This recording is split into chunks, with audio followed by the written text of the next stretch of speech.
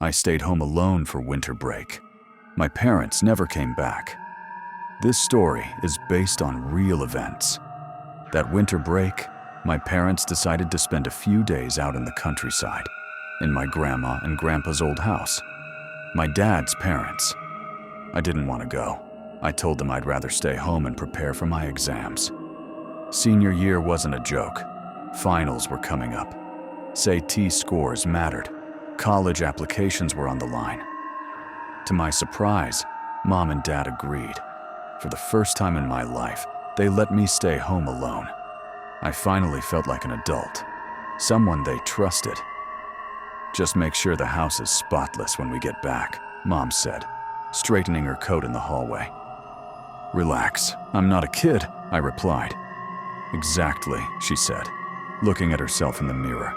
"You'll be in charge. No parties, no friends, especially no girls." "Hey, what's wrong with girls?" Dad grinned and winked. "Mark, don't start." Mom pushed him playfully. "You've got one thing on your mind." They were always like that. Joking, teasing each other, arguing just for fun. 20 years of marriage, and they still couldn't shut up around each other. "Everything will be fine," I said. "Seriously. Go visit Grandma and Grandpa. Say hi for me." Mom sighed. "You really should have come. Who knows how much time we have left with them? It's winter. What am I supposed to do out there?" I asked. "Big mistake." Dad lit up instantly. "What do you mean? Sauna, cold beer, snow?" Mom smacked him on the back of the head. "I'll show you beer. Let's go." They left. The door closed. Silence. Pure, beautiful silence. I couldn't remember the last time the house had been this quiet. The next 3 days were heaven. I ate whatever I wanted, stayed up all night, watched trash videos until my brain turned to mush. Studying? Yeah. Not really. Time flew by. The only downside was that sleep was still mandatory. On the 4th morning, my phone rang. "Mom." Half asleep, I answered with a raspy voice. "Yeah, Mom?" Silence. Then, very quietly, "Honey." "What?" I asked. "What's wrong?" Her voice trembled, then disappeared again. "Mom, say something." "Grandma and Grandpa." She paused. "They passed away." "What?" The words didn't register. "They're dead," she repeated, her voice dull, like it was coming through cotton. "How?" "We don't know. When did this happen?" "We got here, and they were already gone." My head was spinning. "Why didn't you tell me earlier? It's been 3 days. Everything was chaos. Police, paperwork. I forgot. I'm sorry." Her calm scared me more than crying would have. "Dad wants you to come here, right now." "I'm on my way," I said. "I'll catch the next train." The call ended. I sat on my bed, staring at the wall. That's how life ends. Suddenly. Cruelly. Yesterday, everything was normal. Today, they're gone. I hated that place. That dead little town. Antioch Falls, barely 30 minutes from the city. But it felt like another world. No hospital. No school. Barely any people left. If something happened out there, help wouldn't come in time. Dad had begged them for years to move closer. They refused. What would we do without our garden, they always said. They couldn't sit still. Grandpa was always fixing things that weren't broken. Grandma baked way too much food no one could ever finish. City life would have killed them faster. Or so I thought. I showered, got dressed, and headed to the station.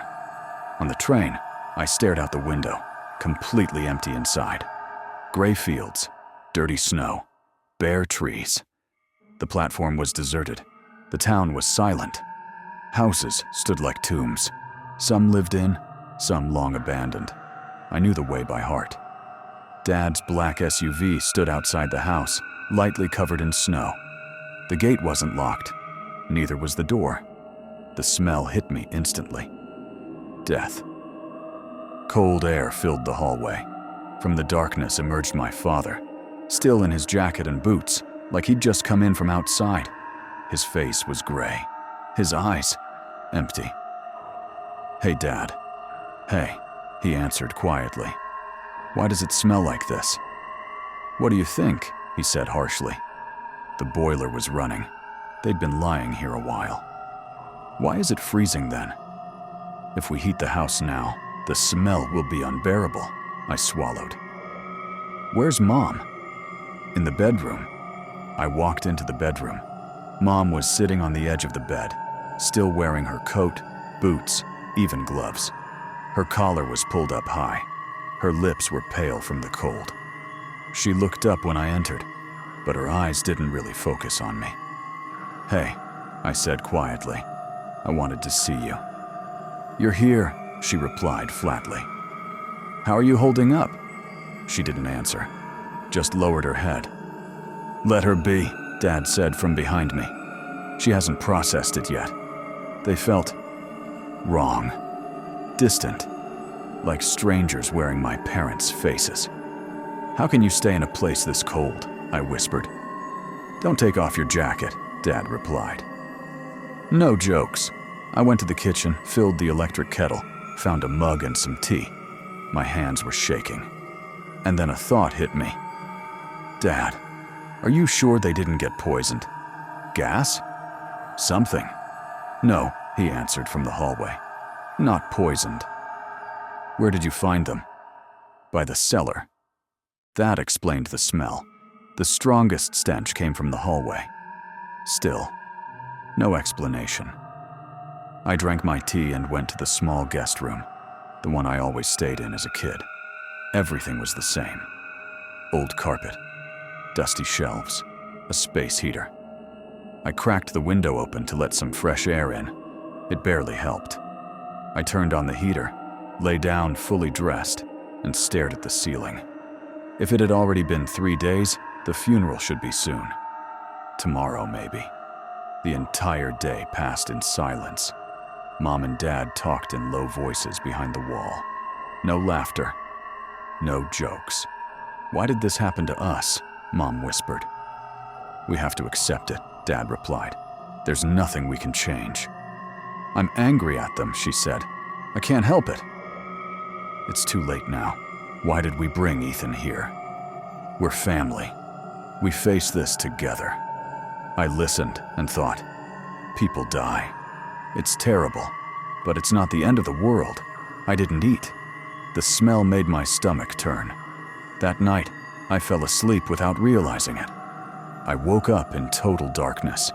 The heater's red light glowed like an eye. The wind rattled the windows. Floorboards creaked in the hallway. Then, the door handle moved. I'd locked it earlier to keep the heat in. "Mom?" I asked quietly. A soft, old woman's voice answered. "Open the door, sweetheart." I sat up.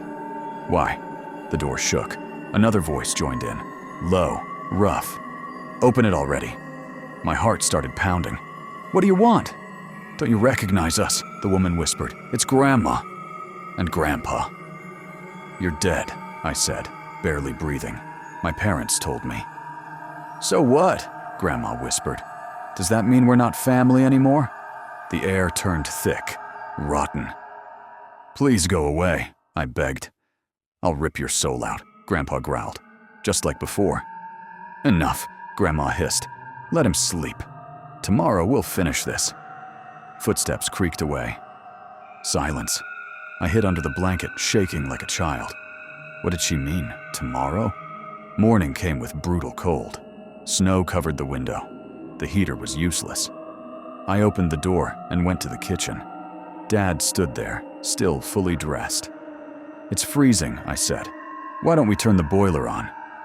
"Don't," he snapped. "I had a nightmare," I said. Grandma and Grandpa were knocking on my door. Dad looked at me slowly. "Why didn't you open it?" "Because I was scared." "They're not strangers," he said sharply. "Dad, it was just a dream." "Yeah," he muttered. "A dream." He left. I followed him to the bedroom. Mom sat the same way as yesterday. "When's the funeral?" I asked. Dad turned to me. "What funeral?" "Grandma and Grandpa's. They're already where they belong." "Then why are we still here?" Let's go back to the city." "Why?" he asked quietly. "Because this place is insane." Mom finally spoke. "We're not leaving." "Are you out of your minds?" "Someone has to stay with the house," Dad said. "Grandma and Grandpa are downstairs. We're upstairs." My blood ran cold. "You're saying you're staying here?" "Living is already too late for us," Mom whispered. "What do you mean, too late?" I yelled. My hands were shaking so badly I almost dropped the mug. Dad turned toward me slowly. "We're staying," he said. "This is our home now." "You're insane," I snapped. "Both of you." Mom didn't move, didn't blink. "Mom," I stepped closer. "Say something." She raised her head. Her eyes were empty. Not sad, not angry. "Dead. We can't leave," she whispered. "Not anymore." "Why?" I shouted. "What happened to you?" Dad clenched his jaws. "Your grandparents didn't just die," he said. "They were killed." My stomach dropped. "What?" "They attacked us," Mom said calmly. "They weren't people anymore." "That's not possible." "We had no choice," Dad continued. "They came out of the cellar. Different, rotten, hungry." I stepped back. "You're lying." "They tried to take you," Mom said suddenly, her voice cracking. "Even before we arrived, they were waiting." That's when it hit me. "You didn't forget to tell me," I said slowly. "You left me alone on purpose." Silence. "You knew this would happen," I whispered. Dad exploded. "We did it for you." His voice wasn't human anymore. Too loud, too sharp. "They need family," he continued. "The dead don't survive alone." The floor creaked. A sound came from below. The cellar. "Hold him!" A voice growled from under the floor. My blood froze. "That was Grandpa," I said. Dad grabbed my arm. "Don't make this harder." "Let go!" I screamed and shoved him back. He fell, hard. Mom stood up. "Run!" she suddenly shouted. Her voice changed, alive, desperate. "Run, Ethan!" She pulled her collar down. There was a black hole in her neck. No blood, just rot. "We're dead," she cried. "They killed us. We're like them now." The cellar door burst open. Something crawled out. It wasn't my grandfather anymore. Green skin. No eyes. Skin peeling off in wet strips. Behind him, Grandma. Worse. "Stay!" Grandpa hissed. "Family stays together." The smell was unbearable. I bolted for the front door. Mom blocked Dad. "Let him go!" she screamed. I twisted the lock. My hand slipped. A roar behind me. I kicked the door. It gave way. Cold air hit my face like a punch. I ran. Didn't look back. Houses flashed by. In the windows, faces. Dead faces. All of them. The whole town. I reached the train platform just as the doors were closing. I jumped. The train moved. I was free. A week passed. Maybe more. Time doesn't work right anymore. I don't sleep. I barely eat. I lie in my bed, staring at the wall. I want this to be a nightmare. I want my parents to come home and ask how I did without them. But they won't. They stayed in that town, in that house. They're not my parents anymore. And now, I'm alone, an orphan. It's been a week, maybe more. I stopped counting days. I barely sleep. And when I do, I dream about that house. The smell comes back first. Rot, cold, death. I wake up choking, my heart racing, my hands shaking. I don't turn on the lights anymore. At night, I hear footsteps. Slow, careful. Sometimes, I hear my name. Ethan. I tell myself it's trauma, stress, shock. That's what therapists say, but they don't know. They don't know about that place. They don't know what lives there now. I tried calling my parents' phones. No signal, no voicemail, nothing. Like they were never alive. Sometimes I think I see them in my dreams, standing in the hallway, not moving, just watching. My mom smiles, but her eyes are empty. My dad tells me everything is fine. That family should stay together, forever. I don't visit that town anymore. I don't even say its name, but I know. One day they'll come for me, because blood doesn't end with death, and family never lets you go. Last night, something changed. I was lying in bed, staring at the wall. The apartment was quiet. Too quiet. Then my phone buzzed. One vibration. I froze. No one ever texts me now. I picked it up. Unknown number. No photo. No name. Just one message. "Did you get home safe?" My breath caught. That was my mom's phrase. She always asked that. Always. I didn't reply. The phone buzzed again. "We're worried." I threw the phone onto the bed like it burned my skin. A few seconds passed. Another message. "You shouldn't have left." The room felt colder. The air got heavy, thick. Then the smell came. Faint, but familiar. Rot. I sat up slowly. My bedroom door was closed. I don't remember closing it. From the other side, someone knocked. Softly. 3 times. Just like my dad used to. "Ethan," my mom's voice said. Perfect. Normal. "Open the door." I didn't move. The handle turned. Slow. Careful. "This isn't the village." My dad's voice joined in. "You can't run forever." The knocking stopped. Silence. Then a whisper. Right next to my ear. "We found you." I didn't open the door. I stood there, barefoot on the cold floor, holding my breath. The handle stopped moving. Silence. So deep it rang in my ears. I told myself it wasn't real, that grief does this to people. Hallucinations. Trauma. I counted to 10, then to 20. Nothing. Slowly, I stepped back. My phone lit up again. No vibration this time. Just light. A new message. "We're inside." My heart dropped. That was impossible. I live on the 5th floor. The building has cameras, key cards, neighbors. I backed away from the door. Another message. "You locked yourself in your room, just like you did there." My stomach twisted. They knew. The smell came back. Stronger now. Not imagination. Real. Rotting sweetness. Like spoiled meat. I covered my mouth. From the hallway, something scraped against the wall. Slow, wet, like skin dragging over paint. I whispered, "No, no, no." A shadow appeared under the door. Too tall. The light flickered. My phone buzzed again. A photo. I didn't want to look.